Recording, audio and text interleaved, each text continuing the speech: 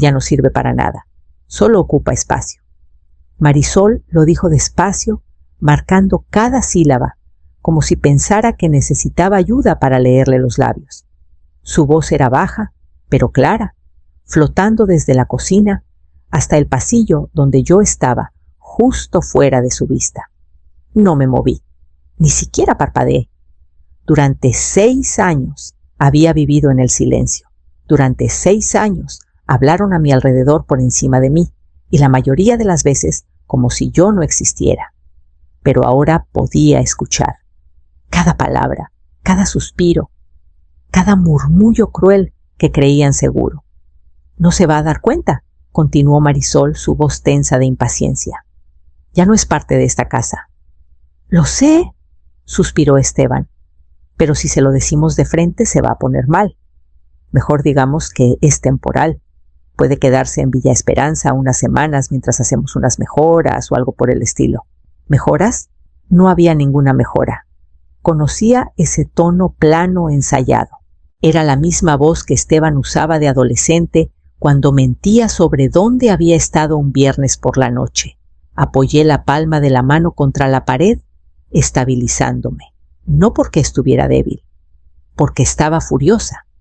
Estaban planeando sacarme a un asilo, sin preguntar, sin siquiera fingir que era mi decisión.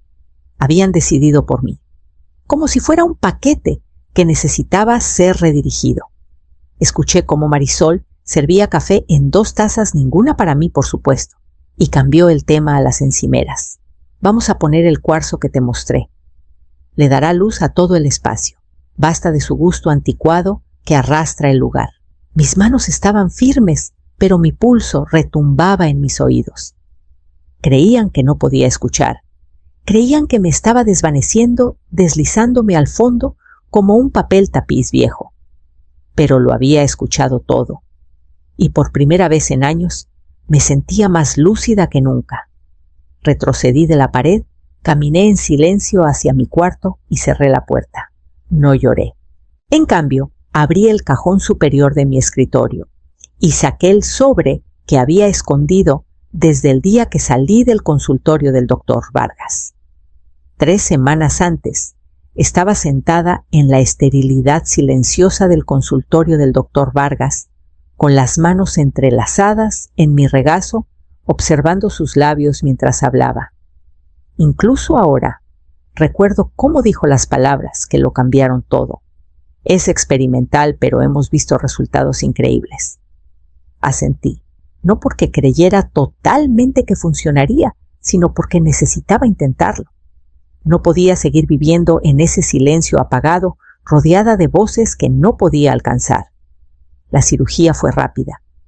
Unas horas bajo anestesia, y cuando desperté el mundo era extraño. No ruidoso, solo diferente. Como si estuviera bajo el agua, pero vivo, con sonidos. El zumbido suave de las máquinas, el susurro de pasos en el suelo. La primera voz que escuché fue la del doctor Vargas, otra vez débil, pero real. Mi corazón se hinchó. Me explicó el protocolo.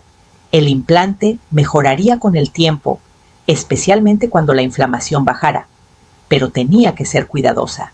Nada de ruidos fuertes, nada de movimientos bruscos, y nadie podía tocar el dispositivo escondido discretamente bajo mi cabello. Le prometí total discreción. Nadie lo sabía, ni Esteban, ni Marisol, especialmente no Marisol. En casa guardaba los audífonos en mi sostén cuando no los usaba, fingiendo batallar con libretas y movimientos exagerados de labios como siempre lo había hecho. No notaron nada. De hecho, hablaban con más libertad que nunca. A veces me sentaba en la mesa de la cocina mientras ellos estaban a unos pasos hablando de planificación patrimonial o simplificar las responsabilidades de la casa. Marisol incluso tuvo el descaro de empezar a reemplazar muebles en silencio claro, como si mi sillón favorito no mereciera ni una mención. Escuchaba, y con cada palabra que oía a escondidas, aprendía más de lo que jamás hubiera podido preguntando. Creían que me estaba desvaneciendo, pero yo estaba observando, esperando, escuchando todo. Anoche, cuando Marisol tiró mi caja de recetas, dijo que olía a humedad. Casi me levanté y grité, pero no lo hice, porque el silencio ahora era mi armadura. Esta mañana me desperté temprano, hice mi cama con precisión de hospital y coloqué los audífonos suavemente en mis oídos. Era hora de probar lo que había escuchado y quiénes eran realmente. Marisol se inclinó hacia adelante durante el desayuno, sus labios abiertos y lentos, como si estuviera actuando en un escenario. ¿Quieres más café?, articuló cada palabra rígida y teatral. Asentí y levanté el pulgar. Esteban, sentado frente a mí con su tableta abierta, ni siquiera levantó la vista mientras empujaba una libreta hacia mí. Escribe lo que necesites, mamá. Ya sabes cómo va. Sonreí como siempre, tensa, educada, silenciosa. Mis manos se movieron por el papel, gracias. El café está bueno. Marisol tomó la libreta. La miró con una sonrisa que no llegó a sus ojos y se giró hacia la encimera. Su voz bajó justo lo suficiente para que pensaran que no podía escuchar. No va a durar mucho aquí, murmuró jugueteando con la cafetera. Es hora de que busquemos en serio. Ese lugar en Valle de Bravo tiene una vacante el próximo mes. Esteban suspiró. ¿Crees que se irá sin hacer ruido? Diremos que es temporal, como un retiro o algo por el estilo. No notará la diferencia. No escucha ni la mitad de lo que pasa. Mi mano se apretó bajo la mesa. Revolví mi café con cuidado, midiendo mis movimientos, mi expresión. No podía delatarme. Se movían por la cocina como si yo no estuviera allí. Marisol tocando su celular. Esteban respondiendo correos con respuestas cortas y secas. Cuando me hablaba, su voz era alta y lenta, como si estuviera explicando las reglas de un juego a un niño pequeño. Mamá dijo mirándome directamente: «Vamos a salir un rato, a comprar comida. Volvemos pronto». «Ok», levanté el pulgar otra vez. Luego los vi caminar por el pasillo, hablando en voz baja, justo detrás de la pared de la cocina. «Voy a llamar al administrador esta tarde», susurró Marisol. «Y todavía tienes el formato de poder notarial, ¿verdad?» «Sí». «Solo necesita firmarlo otra vez». «¿Por motivos de seguro?» «No se dará cuenta». La puerta principal se cerró tras ellos. Me levanté lentamente y caminé al gabinete donde guardaban el correo, facturas, tarjetas de citas, papeles metidos a medias y olvidados. Era hora de empezar a recolectar mis propios archivos. El cuarto de lavado siempre había sido el lugar más tranquilo de la casa. El sonido de la secadora normalmente ahogaba todo, pero hoy la mantuve apagada. Me quedé detrás de la puerta entreabierta, conteniendo el aliento. Sus voces llegaron desde el pasillo sin cuidado. «Si la convencemos de firmar la casa, podemos venderla y salir de esta deuda», dijo Esteban. «Solo dile que es temporal», respondió Marisol con tono cortante. «No escucha de todos modos. Diremos que es para proteger la propiedad mientras está en el asilo. ¿Cuánto tiempo crees que podamos seguir con esto? El tiempo que necesitemos. Honestamente, apenas está aquí.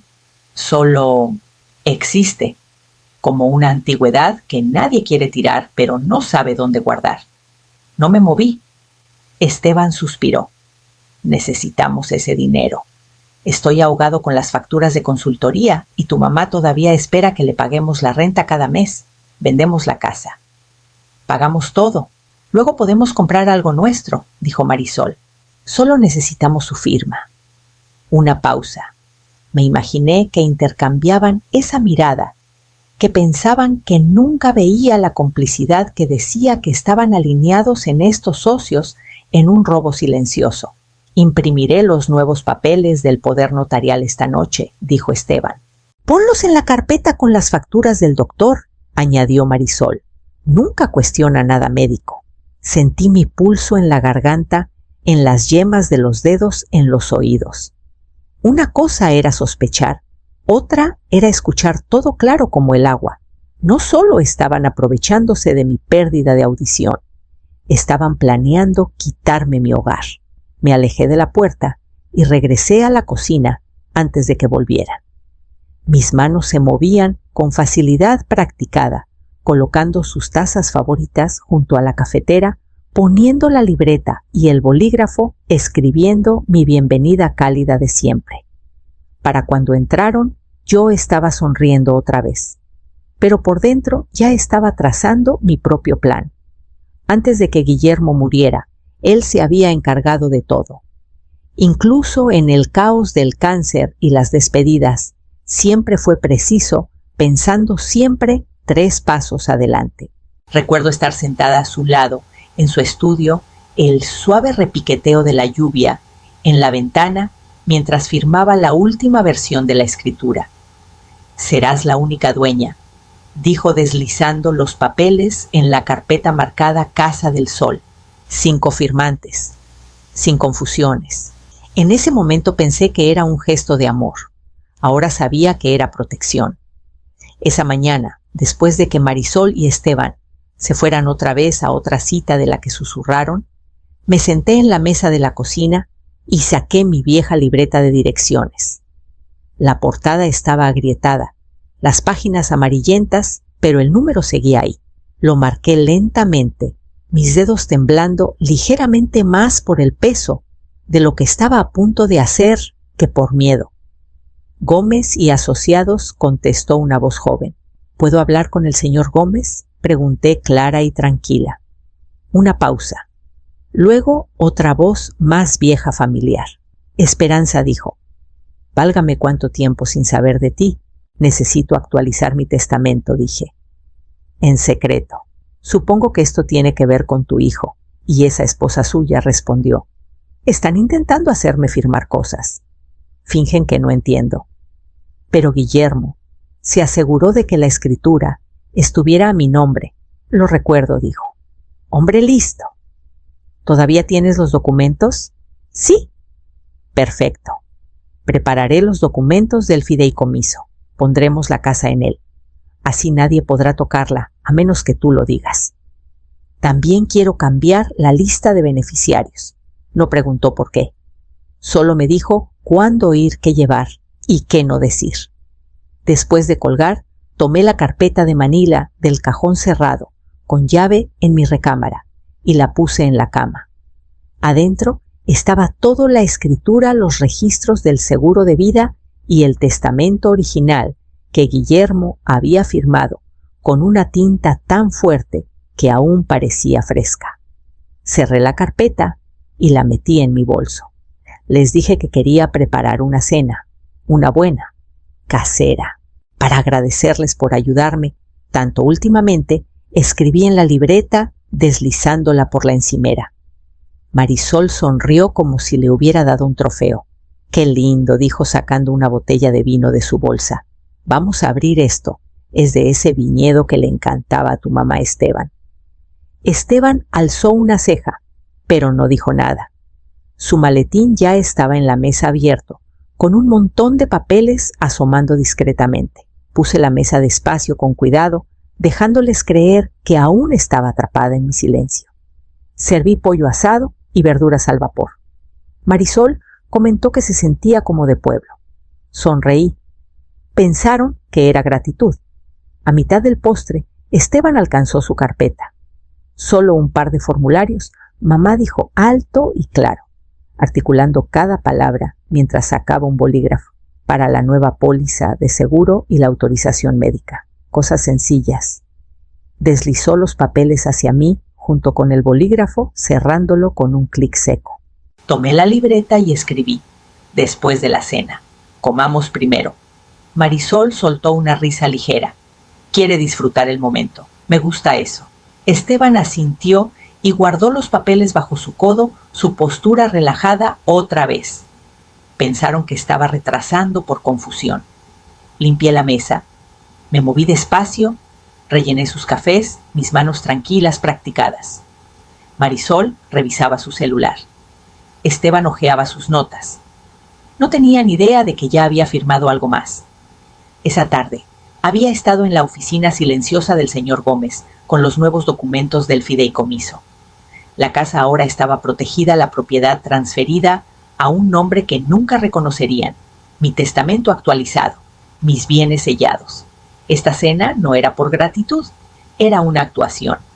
Mientras hablaban de mejoras en las encimeras y plazos para mudarse, los observé como una actriz en el acto final de una obra muy antigua. Me levanté de la silla y alcancé el bolígrafo. Esteban se animó ya enderezando los papeles. Ni siquiera miraron bien los papeles cuando los puse en la mesa. Marisol estaba ocupada removiendo su café con una sonrisita presumida en las comisuras de la boca. Esteban ajustó sus lentes y miró lo suficiente para ver mi bolígrafo moverse. Firmé despacio. Con cuidado. Mi mano firme, mi rostro tranquilo. Esto solo facilita las cosas a largo plazo, dijo Esteban. Ya sabes, para evitar confusiones. No es por ahora, mamá. Es para protegerte. Marisol asintió cruzando las manos bajo su barbilla como si posara para una foto. Exacto, es solo trámite. Empujé las hojas de vuelta por la mesa. Esteban las juntó y las metió en su carpeta como quien guarda una victoria. Creían que lo habían logrado, que les había entregado la casa. Pero lo que firmé no era de ellos. El contrato era un señuelo redactado por el señor Gómez, con formato oficial, pero sin peso legal. Un placeholder, una pieza de teatro. La firma real, la que importaba, la había garabateado horas antes en una oficina del centro bajo luces fluorescentes y el asentimiento aprobador del señor Gómez. Ese documento trasladó toda la propiedad a un fideicomiso privado bajo mi control, irrevocable, protegido, intocable. ¿Y sus nombres? Ni cerca. Los dejaré en la notaría mañana, dijo Esteban, dando un golpecito a la carpeta. Sonreí débilmente y levanté mi taza. Marisol se inclinó y palmeó mi mano. Estás haciendo lo correcto. Nosotros nos encargamos de todo de ahora en adelante. Estaban tan confiados, tan seguros de su victoria. Casi era decepcionante verlos. Casi. Me levanté para limpiar la mesa, escuchando mientras debatían sobre azulejos para el backsplash y cuándo reunirse con un contratista. Mis pasos no titubearon. Mis manos no temblaron. El trato estaba hecho, solo que no el que ellos pensaban. Mientras se ponían sus chamarras y me daban un beso en la mejilla para despedirse, Esteban se detuvo y apretó mi hombro. Algún día nos lo agradecerás. Asentí una vez. Luego los acompañé a la puerta, la cerré con llave tras ellos y caminé directo a mi cuarto, donde la grabadora seguía funcionando en la mesita de noche. Volvieron la noche siguiente sin avisar.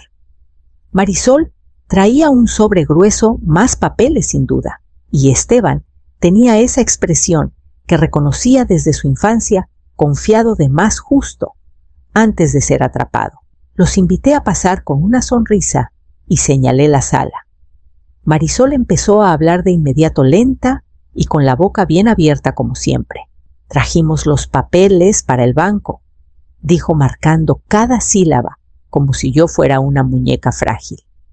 Asentí educadamente y señalé hacia la cocina indicando café. Esteban me siguió sacando su celular y tomando una foto de mi correo en la encimera cuando pensó que no lo veía.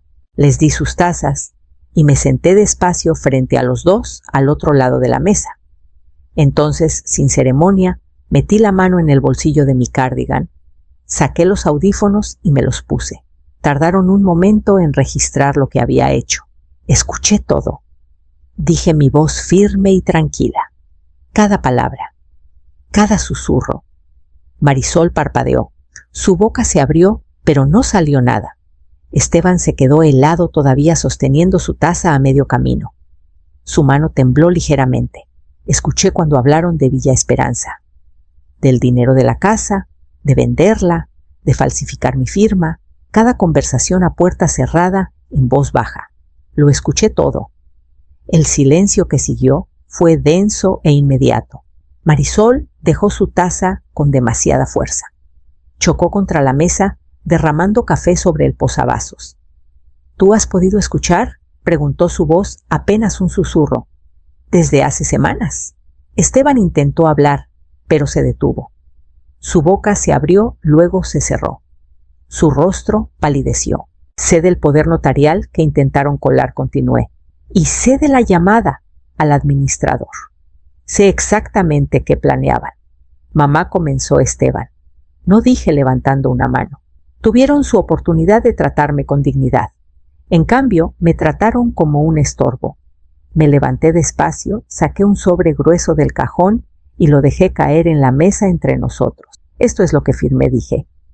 Sus manos no se movieron hacia él. Sus ojos no se apartaron de mi rostro. Y ninguno dijo una palabra, mientras alcanzaba el segundo sobre el que era para el abogado. A la mañana siguiente, entré a la oficina de Gómez con ambos sobres en mi bolso y los audífonos bien puestos.